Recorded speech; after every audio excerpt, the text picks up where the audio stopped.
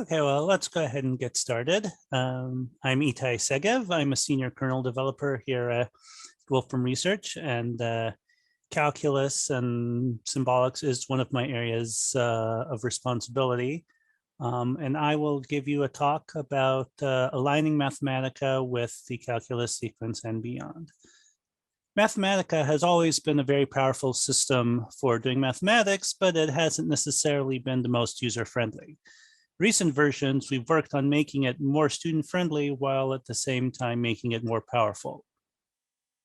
So these changes include enhancements to existing functions, new functions, which are particularly focused on students, and another big piece, improving documentation. So I'm going to survey these changes. There will be many changes that I won't mention, not even in passing. I hope you've attended some of the symbolics talks earlier today, which enhancements to desolve, for example, which were also relevant. But I'm going to focus on things particularly relevant to calculus, and then a little bit linear algebra before wrapping up. Okay, so differential calculus. And limits. So this is evaluated. I don't know if you can see it over Zoom, but this says this was evaluated in Mathematica 1101. And you take the limit of 1 over x goes to 0, and you get positive infinity, which is a somewhat questionable answer. Why did you get this answer? Is that by default, limit in older versions took limits from above. Why does it do that? Guess I don't know for sure. It's a very old decision that dates to version 1. I presume that when you were using 1980s computers, just getting one limit was hard enough. So trying to get 2 all the time when it wasn't necessarily asked for was not, was not deemed worth the trouble. When we upgraded limit a couple of years ago, then this is certainly one design choice that we changed. So one change that you can see illustrated here is that you can just sort of type in limits as you would expect to see them in textbooks, and you also get the expected answers. So if I take the limit of 1 over x is 0, I can get that there's no limit.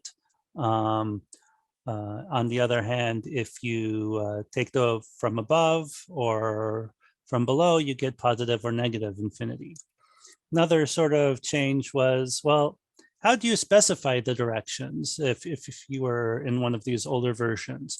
So suppose you wanted to take the limit from above, how would you specify that? Well, you would say that the direction is -1, which is kind of counterintuitive that to do the limit as x goes to 0 plus, you need to say -1.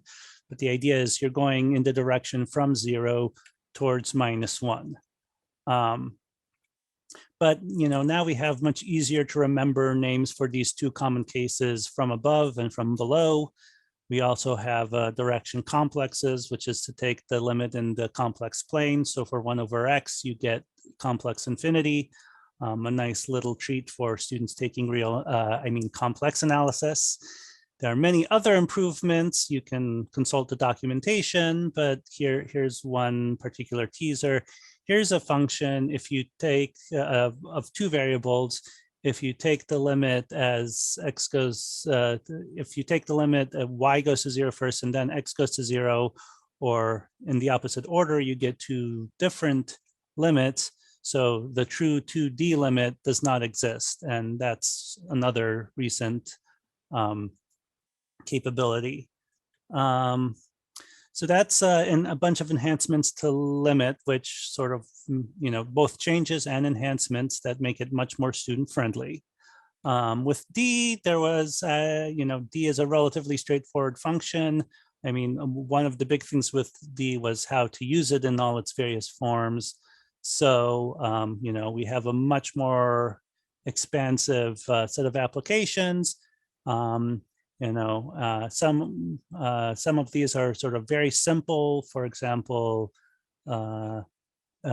manipulate, showing how the secant line becomes the tangent line, or just sort of illustrating the idea of you zoom in and the tangent line is a good approximation. We also have sort of L'Hopital's rule, a common homework problem for students, related rates, things like that. There are also sort of just briefly related examples in limits.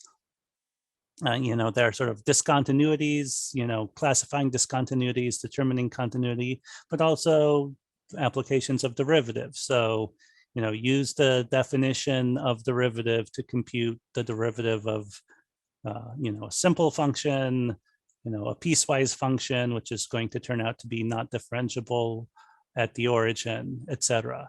So these are examples that connect the material they're learning in class and to how they need to type that into Mathematica. Then function properties, we have a bunch of new function properties. These were new in 12.3, I believe. No, 12.2 last fall.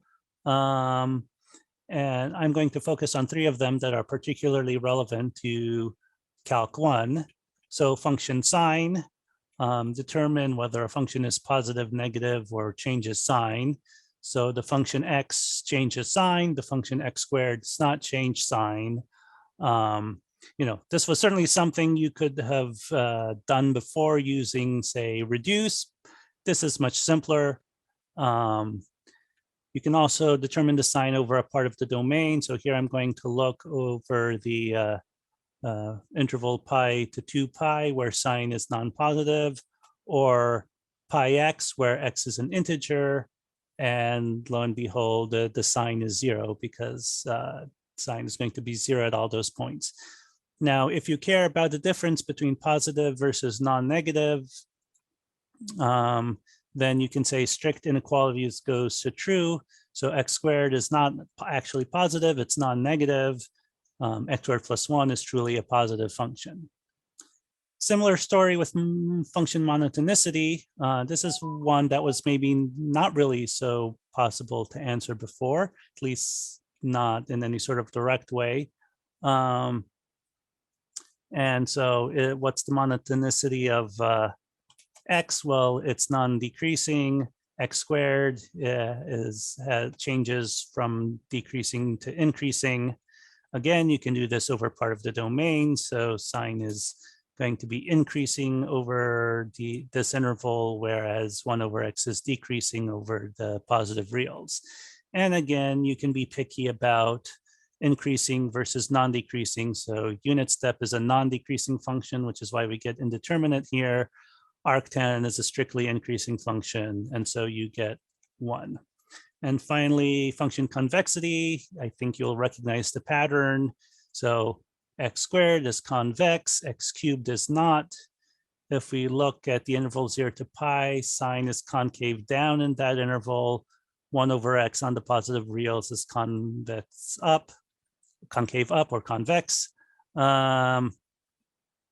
This is not something that's really talked about nearly as much, but you can talk about, well, is it piecewise affine, or is it actually strictly convex? If it's a C2 function, is the second derivative always have one sign and is never 0? And so x is not strictly convex, but x squared is. Now, one thing which some people might find surprising is, if you ask function sign of 1 over x squared, what you get indeterminate, as if it has indefinite sign. But, where is 1 over x squared negative? Well, this is actually a correct answer. And the point is that a function must be defined before it can have a sign. So if you say, what is the sign of 1 over x squared over the non-zero reals, you'll get 1. Equivalently, you could say, what's the sign of 1 over x squared over its real domain? And you get 1. You'll actually, maybe I should have included this example also. You'll have sort of the same issue with square root, because even though it's, it's defined everywhere, it's not real valued everywhere. So if you ask for the sign over the reals, you'll get indeterminate, but if you say over x greater than or equal to 0, then you get 1. So in order to be positive or increasing or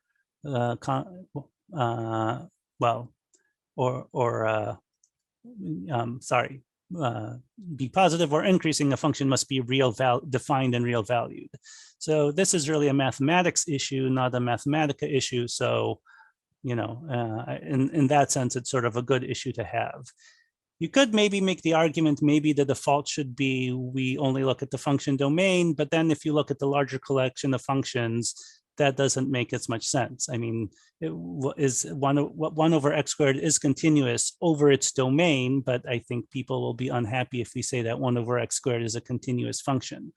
And so this is something we discussed quite a bit, and we ended up with choosing to just by default, we look at all of the reals. Okay, another common question is, how do I get the plus c? Because the integral of x dx is not x squared over 2, it's x squared over 2 plus c. Why did we not have a way to do this? Well, again, that's a V1 decision. Probably it just wasn't determined to be very important. But now we have a way to do that. We say generated parameters goes to c, and we get a plus c. Of course, these quote unquote constants aren't necessarily so constant if you have multiple integrals, especially in different variables. So in this case, you have an arbitrary function of y and an arbitrary function of x, which you can just verify by taking the derivative of that with respect to your two integration variables.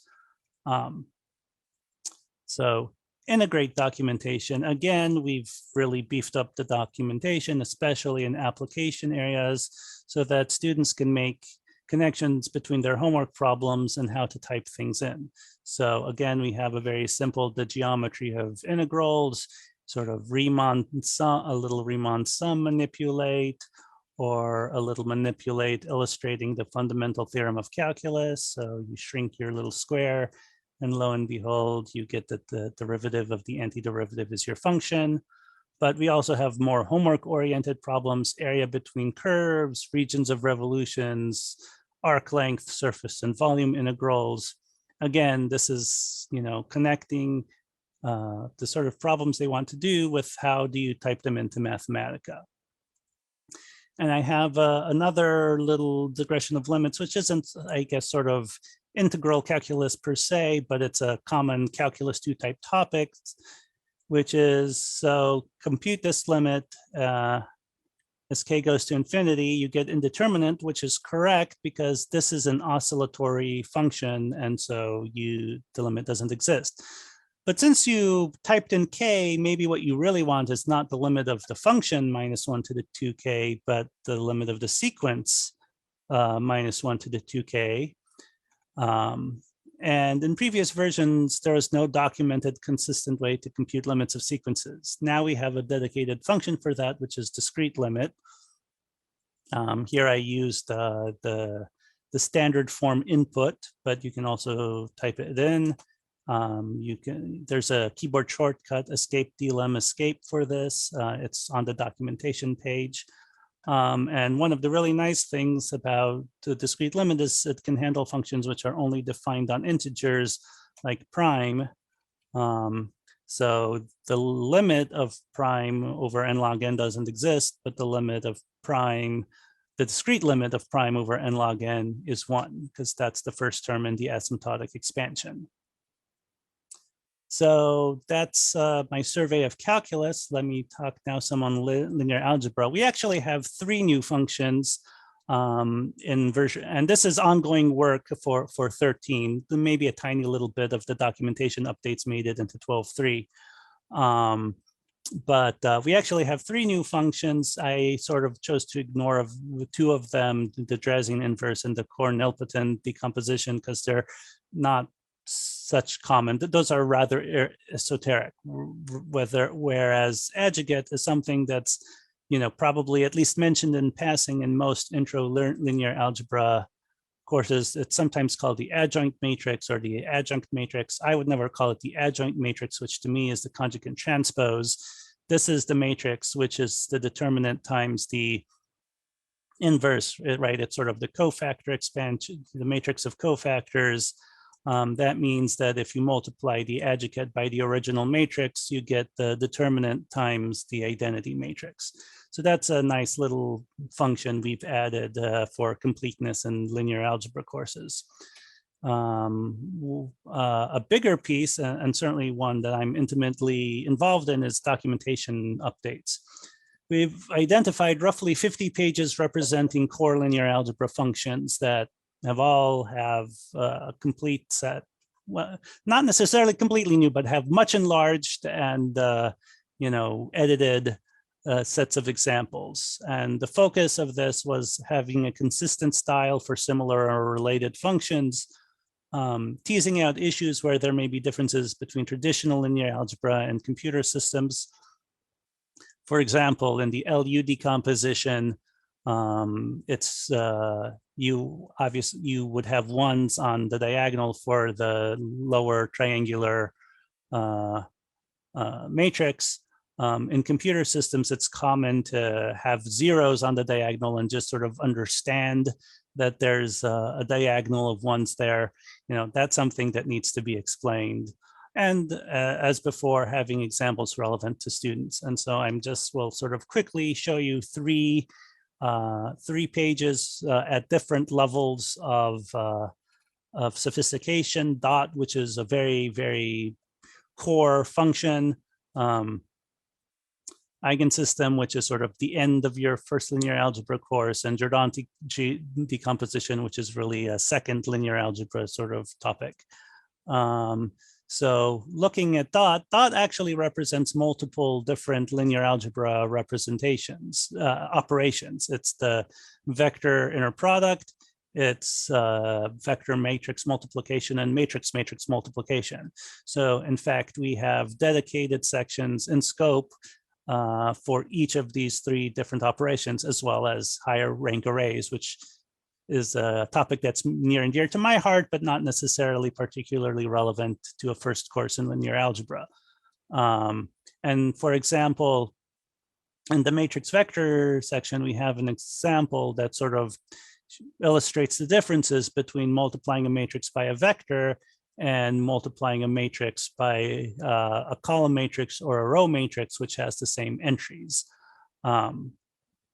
So r.m.c works, whereas c.m.r does not work, unlike v.m.v. We also have, again, good application examples, projections and bases, linear operators, and my personal favorite. You have a positive symmetric matrix. You define an inner product.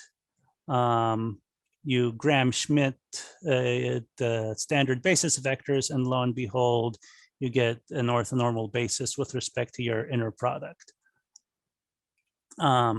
Eigensystem, again, is a very important function that you would typically cover near the end of a first course in linear algebra.